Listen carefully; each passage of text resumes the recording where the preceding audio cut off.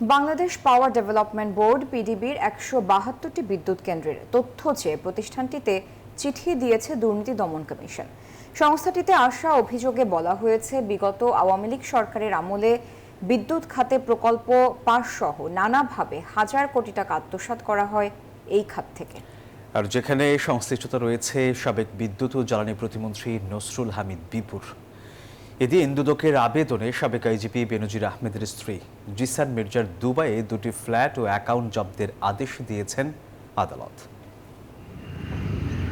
বিদ্যুৎ ও জ্বালানির দ্রুত সরবরাহ বৃদ্ধির আইন পাশ হয় ২০১০ সালে, যার মেয়াদ পরবর্তীতে ২০২৬ সাল পর্যন্ত পর্যায়ক্রমে বৃদ্ধি করে তৎকালীন আওয়ামী লীগ সরকার। আইনটি তখন বিদ্যুৎ খাতের ইনডেমনিটি নামে বহুল পরিচিতি পায়। এই আইনকে ঢাল হিসেবে ব্যবহার করে আওয়ামী লীগ সরকারের ১৫ বছরে বিদ্যুৎ খাতে হরিলুট চলে। দুদকের অভিযোগে বলা হচ্ছে, শুধু ক্যাপাসিটি চার্জের নামেই আত্মসাৎ হয়েছে ১ লাখ কোটি টাকা। সরকারের ৩ মেয়াদে বিদ্যুৎ খাতে মোট ব্যয় হয় $২,৮৩০ কোটি।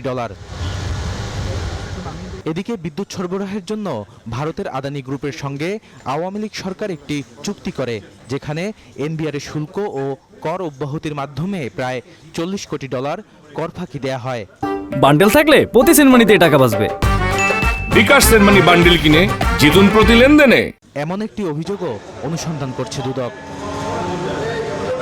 এরই ধারাবাহিকতায় ২০০৯ থেকে ২০২৪ সাল পর্যন্ত ১৭২টি বিদ্যুৎ কেন্দ্রের বিল পরিশোধ, বকেয়া, চুক্তিসহ সকল ধরনের নথিপত্র তলব করে পিডিবিতে সম্প্রতি চিঠি দিয়েছে দুদক। প্রকল্প পাশ করানো, সরকারি জমি দখল, ভুয়া প্রকল্প দেখিয়ে ঋণ গ্রহণপূর্বক আত্মসাৎ সহ নানা অভিযোগে দুর্নীতি দমন কমিশনের এ বিষয়ে একটা অনুসন্ধান চলছে। সংশ্লিষ্ট অনুসন্ধানকারী কর্মকর্তা এসব কাগজপত্র চেয়ে বাংলাদেশ বিদ্যুৎ উন্নয়ন বোর্ডের চেয়ারম্যান মহোদয় বরাবর একটি পত্র প্রেরণ করেছেন।